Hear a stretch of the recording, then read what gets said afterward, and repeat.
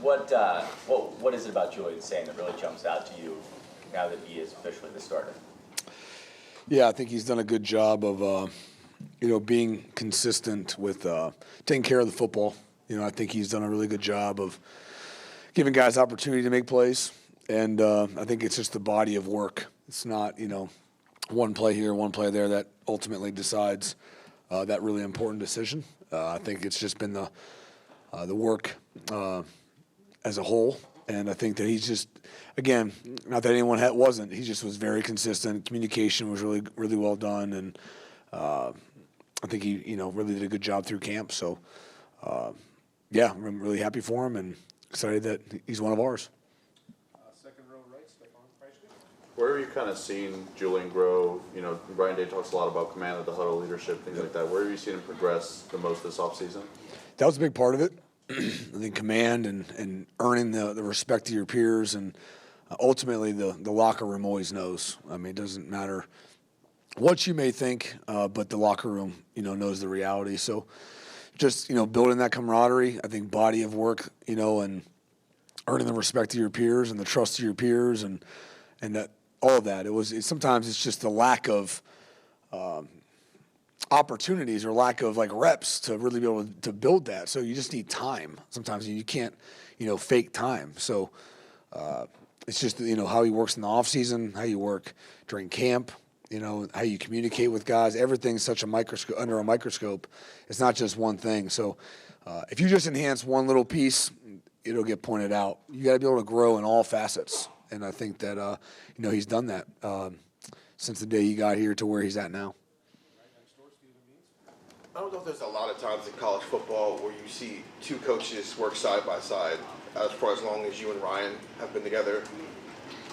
In the 7 years you guys have now been together and working, what have you learned from him that makes it feel like you're ready now to take over this offense and be its play caller? Yeah, I mean, I think, I've been with Ryan, the whole time, and even more than that in my head, right? I mean, as an intern, I was trying to absorb as much as I could. Didn't know what I didn't know, but to pinpoint one thing, again, that would just be very shallow. So, I think everything I do and operate is in resemblance of him. I think that I really appreciate the way he goes about, the way he works and the way he is deliberate and the way he communicates. Offensive mind, I mean, I don't know if anybody can catch up to him. He's one heck of an offensive mind, so I'm just trying to absorb as much as possible all the time. Ultimately, I don't, choose, if I'm, quote unquote ready or not. Just the guy I looked up to does, and that's where I go with it. So, for me, I don't want to let him down. I don't want the team down. So we've been working our tails off. Feel like we're really well prepared, but we still got a lot of time and a lot of opportunity to grow from game one, how important that is, even throughout the season. So I just, recall back even from last year how much growth we even had from even game one through the whole process. So never a final destination, just a constant chase of more and more growth, more knowledge, more I can do this better. And that's kind of what we just have done.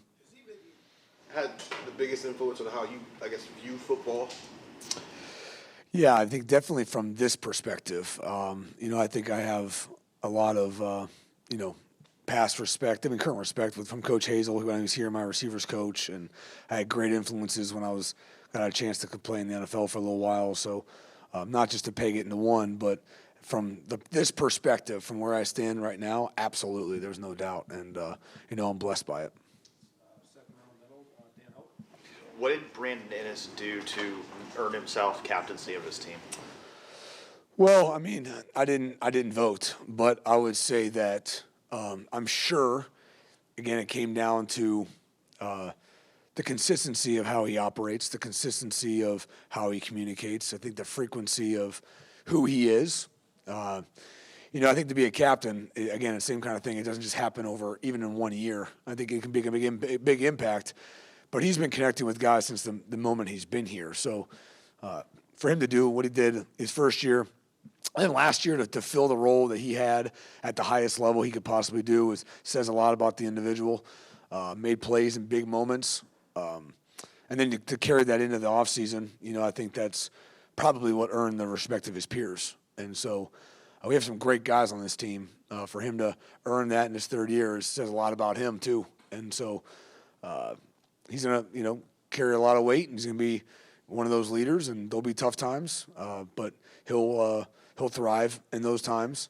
But I'm glad he's with us, and I'm very proud that he was selected by his teammates to be a captain. How much pride do you take in the fact that, Emeka, Brandon, Cam Babb, Xavier Johnson, you guys have had a lot of captains in that receiver room recent years? Yeah, I mean, I think that we've been blessed with that. I think it comes down to the type of individual, right? I mean, we've got a lot of great players in that room, but Chris and Emeka and Cam Babb and Xavier Johnson and the list goes on. And they're not always per se the most productive, per se from a stat perspective, but the impact they have on individuals in the locker room, it measures much more than just some stats on a sheet. I mean, a lot of guys have stats, but how you make people feel and how you enhance individuals is just a whole nother appreciation. I think that you don't really realize until you get older, but they already see that as a young man, and they're impacting their teammates. Shoot, they're impacting me. So we're definitely blessed to have those guys here. Yeah, just wanted to ask about Mylan Graham, where he's at, and obviously coming off a lot of momentum in the spring, being maybe that fourth guy in the rotation. Just where is he at?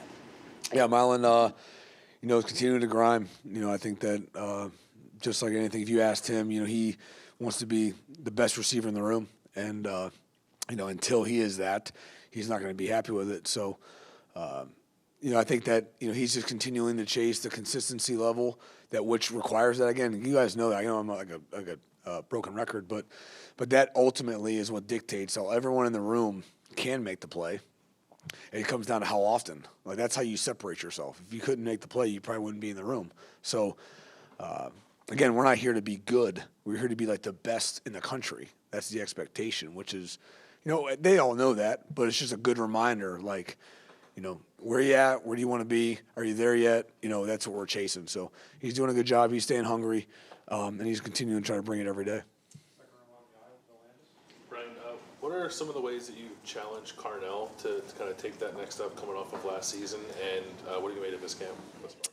Yeah, I mean, we've had conversations on our own, but I think that, frankly, it was, Carnell kind of turned the switch on his own. He's a self-driven individual, and I think he identified maybe when Emeka left that there was going to be a void, from a potential void from a leadership standpoint. He just grabbed it by the wings and went with it. And so, the way he's grown, the way he operates now is significantly ahead of even last year. And he was already, more of a pro, more of an older soul.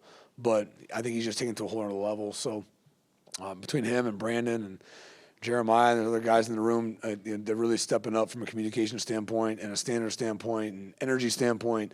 They've done a really good job following the steps of Emeka, and I've been really impressed with Carnell's leadership qualities and how he's chosen to take that step.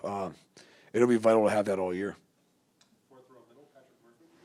Brian, in your experience as a wide receiver, when a quarterback is named, how long do you think you need to get that rhythm? Obviously, they've been throwing with them a lot, but now having QB1, does that help, especially as you head into a game like you guys have week 1?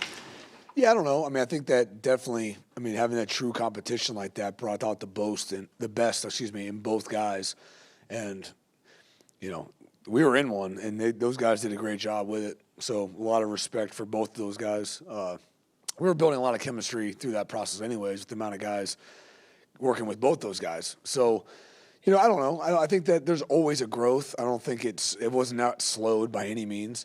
But you grow throughout the year, right? You're going to have your Ohio State version 1, and you're going to have your Ohio State version 13. And if it doesn't enhance, you're going to find yourself getting caught up against a wall. And so we're going to enhance, chemistry-wise, scheme-wise, growth-wise as individuals, all those things. I don't think a competition slows that by any means. I think we feel really good about it. Those guys have great chemistry with both guys.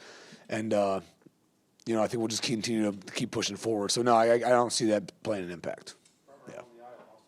Ryan, do you think you'll be in the press box or on the field on game day, and what would be the pros and cons as you weigh that sort of decision with you and Coach Day? Yeah, I mean, I think that we've had conversations about it, but final decision hasn't been made. It just kind of comes down to where we think we can both be most organized and communicate, most efficiently. So whatever that is, conversations being had, but no final decision on any of that kind of stuff right now. Whether playing or coaching on the field for most of your life, Yep. do you think you could be comfortable up there? Yeah, I'll make anything work. I'm not concerned about that. Just focused on, whatever we can do to put ourselves in position best for the players and find ourselves, again, being able to communicate at a high level, being organized at a high level, so we can, try to execute at the highest level. That's really my main concern. Yeah, Brian, when you guys brought Max Clare in, it kind of seemed like he was a weapon that you guys could use a lot. What have you seen from him as you guys have started to put this offense in that makes you think that he can do some pretty good things in this offense? Yeah, I think Max definitely has put in the work. I think that he is trying to grow his game in every way he can. He wants to be more than just a receiving tight end. Excuse me. So he's putting in the work with Coach Bailey.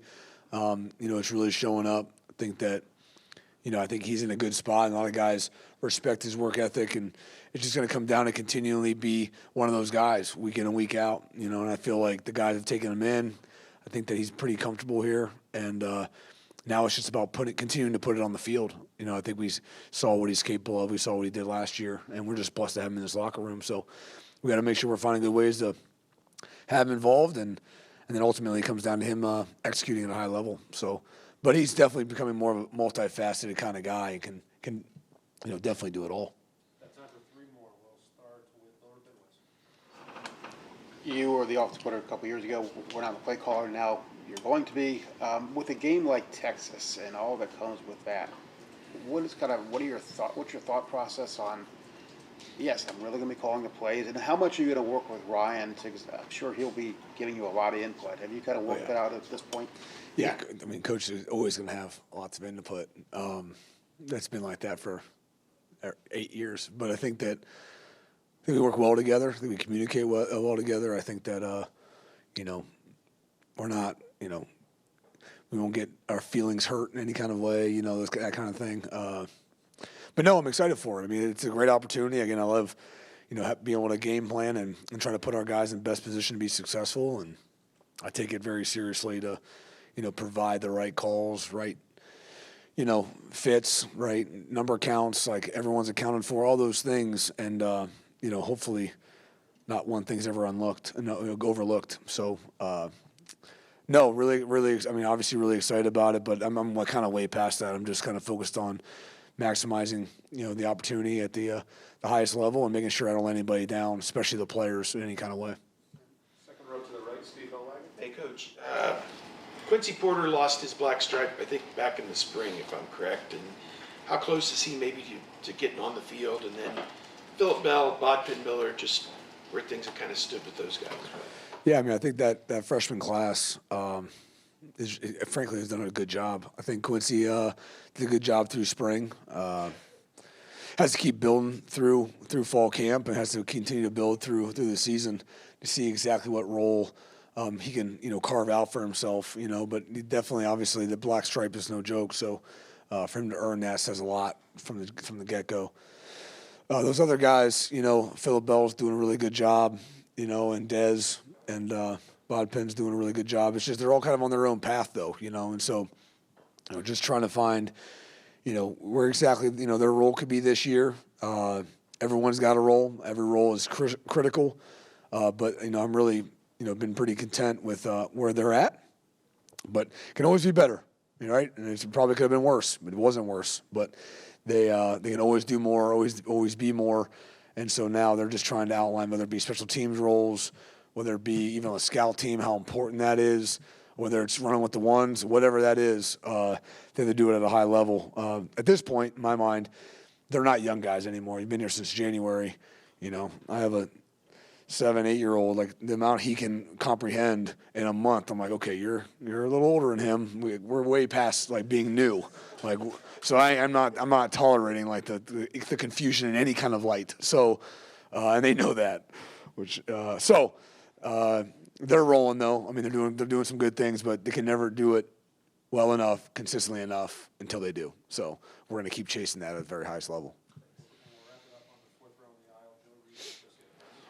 Brian, compared to when you first were named OC 2 years ago and, working with Chip last year, where do you feel like the biggest areas of improvement you've made or kind of learned in the last 2-3 years of this process? Certain area, man.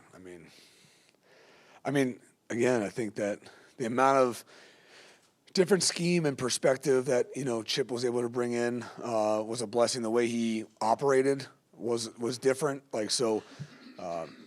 think that although there's a lot of similarities because of the past history between Coach and Chip, it was obviously different. Chip's a different kind of personality, and it was awesome. So I think just the perspective on, there's obviously the right way to do things, and there's a bad way to do things, but there is multiple ways to do things, and you have to make sure we're communicating to make sure it's still good. We're definitely only as good as the collective, though. I mean, don't take that for granted. Like, the staff we have is second to none. The strength is because of the staff. It's not any individual, and we have a pretty, tight group that's had a lot of football together on this staff. So I've been really excited about how we've built this thing and brick by brick, started in the spring and where we're at now here in the fall. And we have to make sure we're on our toes so we can continue to add to those bricks and enhance week in and week out, because that's really the name of the game. So my growth individually, everything.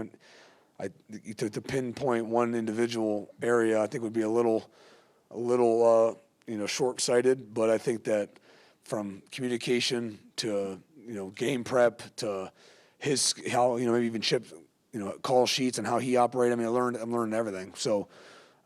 I absorb, I try to apply, and then and grow from there.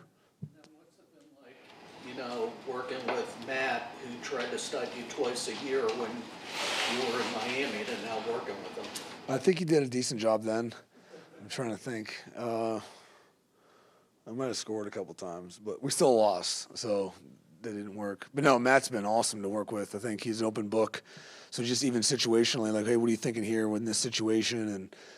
And what is some perspective? Because frankly, he then went and called plays for Coach Belichick. It sounds like, obviously offensively for a year. So he's got one heck of a perspective. So to not use that book of knowledge would be a mishap by us. So we've definitely done that, and he's awesome to be around. Coach, thank you. Thanks, guys.